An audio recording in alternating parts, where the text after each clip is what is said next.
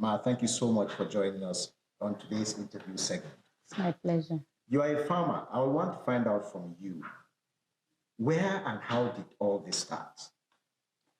Well, it all started about 20 years ago. I and my late husband started small farming around the house, and all of a sudden, he started buying farmlands. And from there, he made me to be the overseer because he was not in town. So I was the one running the farms and getting the workers and so on. And that was how my passion for farming grew. And all of a sudden, one of farmers also whom I met introduced me to rice farming, and we started. Normally, we will farm the farm, give out to people, and those who are in need, we give to churches and so on, until my husband died in 2015, when I now saw it as an opportunity to farm and make money out of it. And so from there, I started the farm fully. And in 2016, I was opportune to have some small money. So I went out to mill the rice locally. And then somebody introduced me to one rice mill where I went to, and I saw what they were doing, and it captured my attention. So we started going outside the one I was farming. I was now going to the local markets to buy rice, and then came back home, find out how to mill, to parboil, mill, and so on. So I got some local women who taught me how to mill. And then I started with about 5 bags. Then I parboiled, took it to the rice mill where I was introduced to, and they milled for me. And from that point, something just told me, you can do this thing. And so I came back, started making inquiries, how do I get the machines? And one of their engineers there said, Ma, you can start small, which I bought into. And I was opportune to go to China in 2016, and with my senior sister, I made inquiries, came back in 2019. I now went back and purchased the machines. Now, so far, how can you say the journey has been? It has been up and down because you meet a lot of challenges on the way, and you just forge ahead with God's help. We've been going on and forward and backward. So many things will happen along the line. And in 2019, with the ban of the rice importation, we blew up and we had to rent somewhere.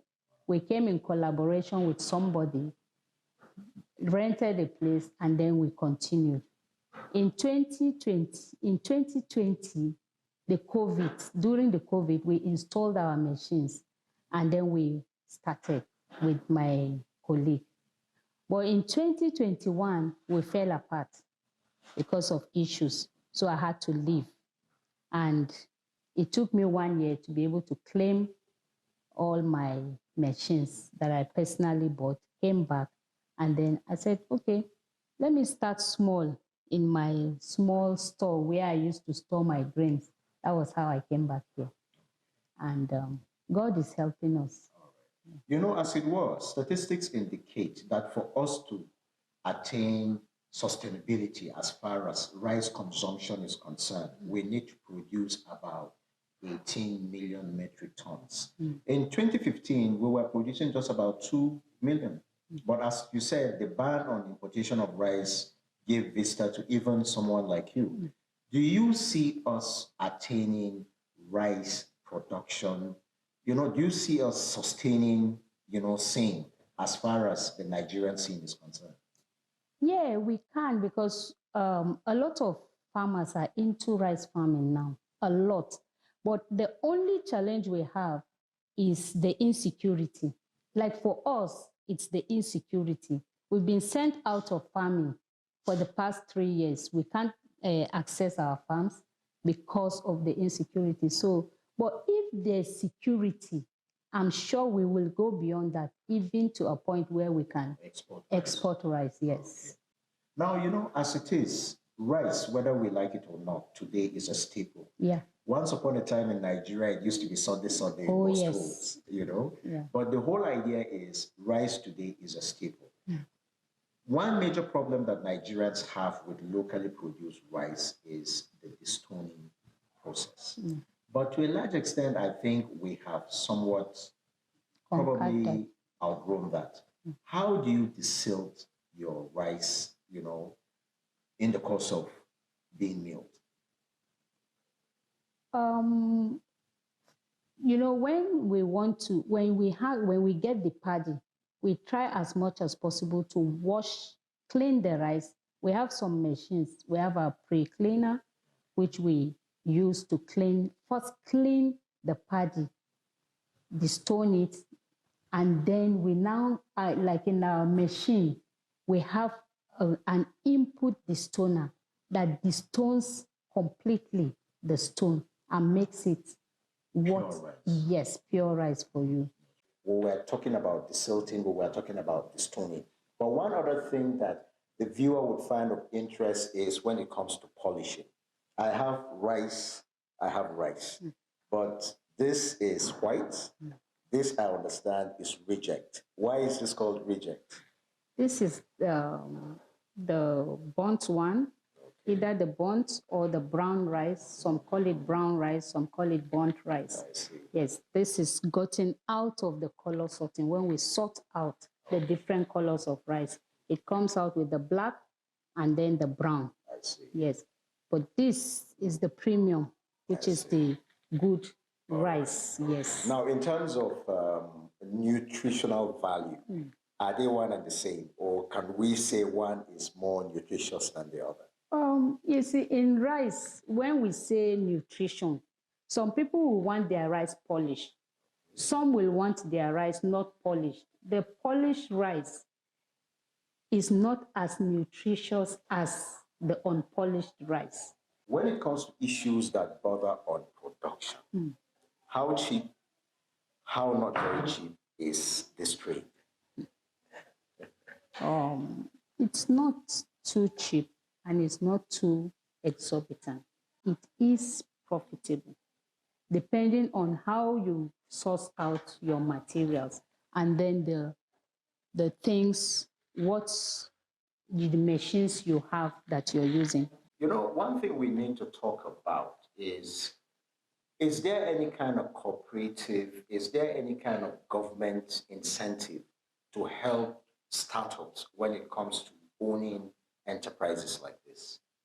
Any that you know of? I've been told of Bank of Industry, Bank of Agri, yes, but their terms are not favorable to startups because you have to know somebody there, you have to go through one or two people whom you think they can facilitate those things. We've been told of so many. Even when we're farming, we had a cooperative where we get growers who will grow and you buy off them. All these ones are all government this thing, but yet it's not reaching the right people. You know, one other thing I would want to find out from you is when it comes to the smallholder farmer, how much can you say he contributes to rice production as far as the Nigerian scene is concerned? In your earlier remarks, you made mention of the fact that from time to time, you used to go to the village market to buy rice, come and mill it and what have you. How can we really do without this category of farmers? No, we can't. Especially in the scene of Nigeria now, we can't because they are the ones who go to the farm now.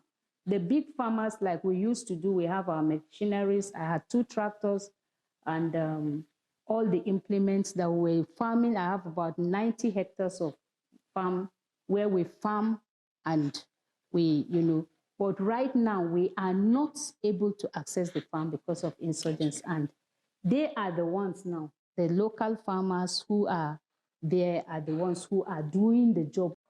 I have some 50 kg bags of rice behind you here. Talking about the cost, how much does that go for in the local market? In the local market, you get it at the rate of 30, 32,000, depending on the quality, the output of the rice. As we prepare to round up, what will be your clearing call to others who would want to venture into this enterprise?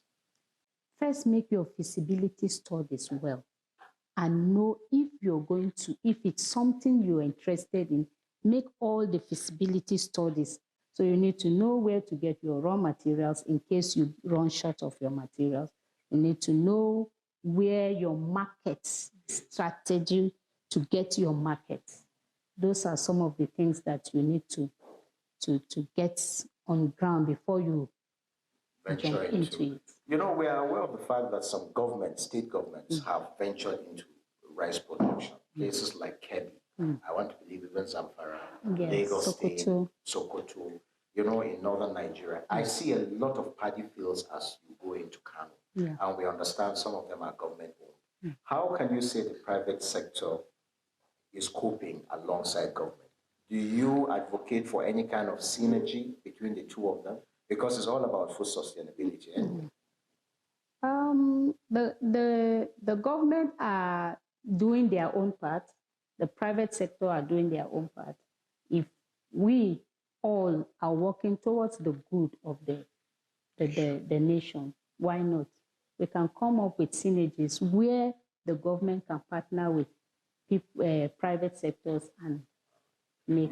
There's often this talk about the West Nigeria as it is can feed the West African sub-region as far as rice production is concerned. Do you allude to that? Is that a fact? Yeah. If the enabling environment is created. Yes. And as far as you're concerned, the major deficit is insecurity. Yes. Well, Ma, let me at this point say thank you so much for your time. Thanks for sharing your thoughts with us. I have been speaking with the MD of S&P Agro Nigeria Limited.